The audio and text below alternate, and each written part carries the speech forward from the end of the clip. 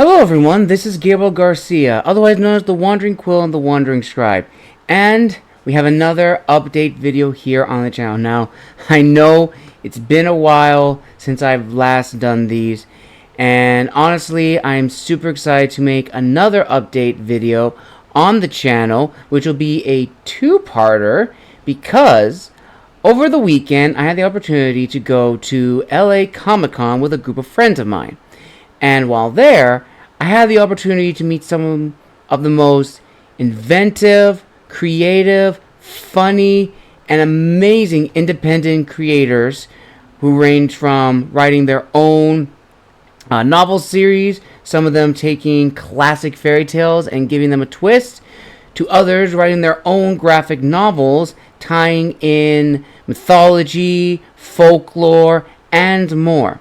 So in this episode of the updates, I will be showcasing some of the books and comics and graphic novels that I will showcase in future videos in their own first impressions, as well as potential author interviews sometime later this year and the beginning of next year. Now, the first to begin is, of course, Santa. Now, if you remember this art style, that is because I had the opportunity to meet Caden Phoenix, the creator of Alab Brava series. And honestly, this is an incredible book. This is the second book in the Alab Brava series where we meet all the main characters. Now, as a little teaser for Santa and her story, here's what it says on the back. Santa lives in Wexco, a made-up border town in Texas. With elections coming up, the tensions rises as the conservative frontrunner, Elena Chavez Esteves, aka ICE, wants to start a race war in the town. On the domino side, we have La Politica running. Comadre, the mentor and veteran, ends up recruiting Santa for La Politica's campaign, and as the racial tensions rise in the town, Santa learns what it means to be patriotic while harnessing her mom's military past. When civilians start getting stolen, Santa finds her voice and strength to raid the detention camps and take down ICE. Now, just like Jalisco, this book also deals with real-life issues, and it blends perfectly into the narrative. Now, this is the second book that I mentioned. Now, the next book I have is Ruka. Ruka is the fourth book in the series, and I don't have the third one, but it will be coming soon. Now, according to the official synopsis, Ruka made a cameo in Santa, where she unknowingly is given her powers. In the fourth book, we start off with Ruka coming back to East LA only to discover everything has changed. She heads to Whittier Boulevard, and instead of the usual cruising, there's an art show. There she discovers an activist group called the BBs.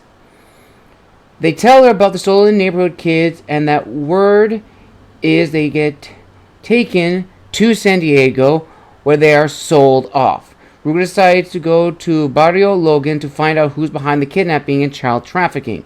Along the way, she befriends Vado the Pitbull, Pachuca the B-girl dancer, and the good-natured Cecile. And just like before in the previous books, the artwork is amazing. And what I like about each of these books is that they have their own unique art style to give an individuality to the characters. Now, the next one, which is technically the fifth in the Alab Brava series, is Bandita. Now, Bandita is a Dominican superhero, and, as I said before, the last in the Alab Brava cast. Now, Bandita is a cowgirl living in modern-day New York. She's got two ivory-plated guns on each holster, speaks only country, and bleeds Southern hospitality. When Bandita hears about a Broadway theater gang taking advantage of the talent, She tries for them and lands a job as a custodian. There she befriends Cheyenne, the new lead singer, and learns all about the Científicos' abusive ways. On opening night, Bandita faces off against the boss of the Científicos, Luna Loca. And just like for her artwork is very, very stylish, very, very unique. Now, I will go more in depth into all of these in their own separate videos.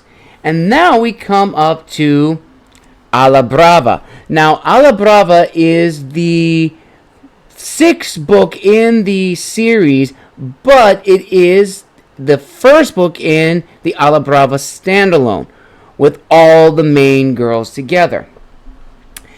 The Alab Brava team is finally together. Jalisco, Santa, Loquita, Ruka, and Bandita. The superheroes are brought together by Muñeca, an eager agent wanting to prove herself and her newfound grassroots organization.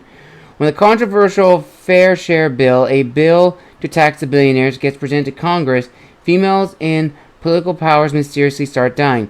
The media labels it as a freak accident, but Muñeca has her suspicions about these accidental deaths and wants to know who's behind it all.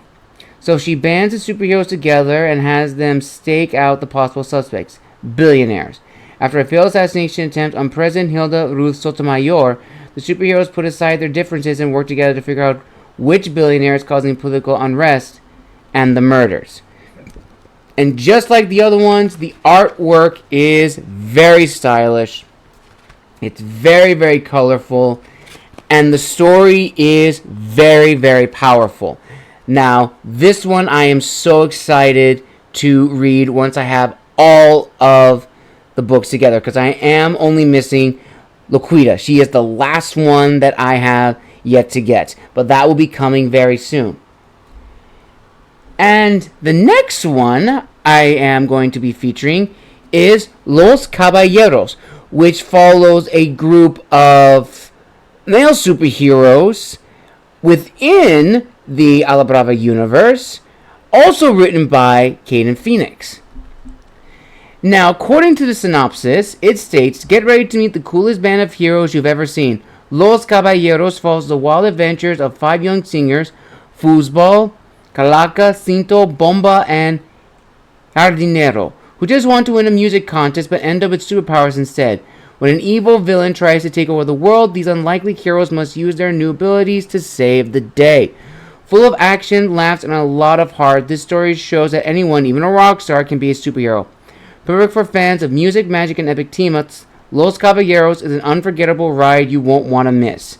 Now, I have been told already by Caden Phoenix that this was an old copy, so some of the pages may be cut out, but the artwork is very, very stylish. And what I love about Los Caballeros is the costumes. And honestly, this one is my personal favorite, especially the characters' powers that are tied with it. Now, I don't want to go into spoiler territory, so you'll have to wait until I do my full review of Los Caballeros.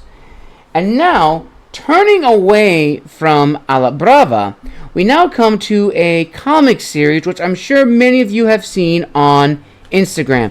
And that is, of course, The First Americans by Critical Entertainment. Now, The First Americans, from what I've been told, follows a group of Paleo-Indians who journey from Siberia to America. And what's really fascinating about this, besides the beautiful detail and artwork and its use of colors, there's no dialogue. There is no dialogue whatsoever. So we, as the reader, have to invent the dialogue in our head. So I'm very excited to read this.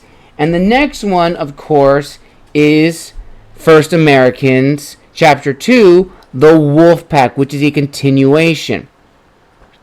At the end of the Ice Age and on the brink of starvation, a brave tribe of Paleo-Indians journey from Siberia to North America to hunt an elusive herd of mammoths. When they fail to hunt down the beast, the tribe must struggle through unexplored lands and survive or face extinction.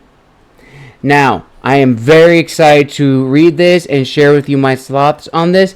And if you're a fan of Genny Tarkovsky's Primal, You will definitely love this series. Now, the next book, or I should say next comic, that I got at LA Comic Con was this one, Changa and the Jade Obelisk. Now, from what I've been told, the people behind Changa and the Jade Obelisk specialize in telling black stories, but also telling black stories that have ties to the various states and countries and cultures of Africa. And this one really, really draws me in. It's, from what I've been told, it is like John Wick. And honestly, that is a fitting title to this. Because honestly, it does read like John Wick. The artwork has its own style, and the characters are really, really great. And here is the second issue of Changa and the Jade Obelisk. And the people behind this, they really know their stuff. They know the history behind this. They know the folklore. And honestly, I'm excited to read Changa and the other stories that they have. And finally, the last one that I was able to get is Morav. Now, Morav comes courtesy of Fon Davis. And it's called Morav, Multi-Operational Robotic Armored Vehicle, The History of Robotic Warfare. And, as it states, Morav is a gritty military drama that takes place in the not-too-distant future of Kumala, a little-known island in the Pacific that is about to make history. The exciting events that unfold are the beginning of a giant robot global arms race with no end in sight. Lieutenant Michael Okeda, a cocky fighter pilot with a sketchy past, is thrust into the terrifying new world of giant robotic warfare when he and his fellow Dragon Army soldiers uncover a corporate conspiracy to dominate the globe through the mercenary organization called the JND. As they struggle to make their way back to their home nation of Tangri, the Dragon Army troops are forced to use every ounce of guts, metal, and wit they have to survive. Going up against a private army of trained mercenaries with the latest cutting-edge robotic warfare technology at their disposal, Okeda and his comrades in arms are about to experience the fight of their lives. Welcome to the future of warfare. Welcome to Mora. And from what I've been told by the author and the creator and the fellow artist, this was created in response to the fact that for us in the States, we don't have our own Gundams. We don't have our own giant robot machines of death. Well, Morav was made specifically for that. And what's really nice about Morav is not just the story, which is very cinematic, but within the book, there are sections where we as reader get to see the advancement of the Morav from Mark 1 to Mark 2 to ultimately Mark 3 and more.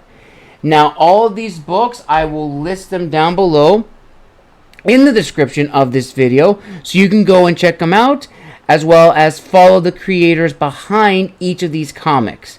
Now, as I said, this is a 2-part update video.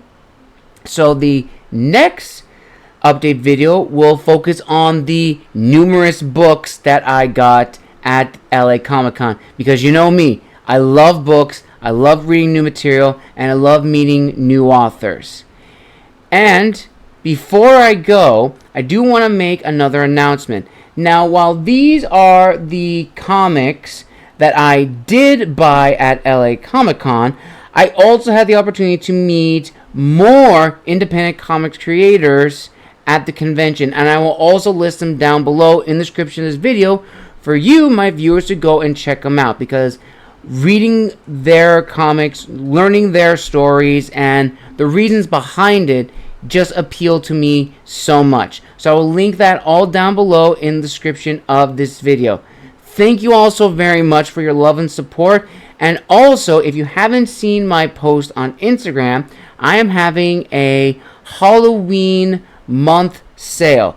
So from the 1st to the 31st, The Gathering and Aminus, the ebooks in particular, will be 50% off. So make sure to go to my Instagram to get the code to use to purchase both or one of the books. Until then, this has been Gabriel Garcia, the Wandering Scribe, wishing you all a wonderful day.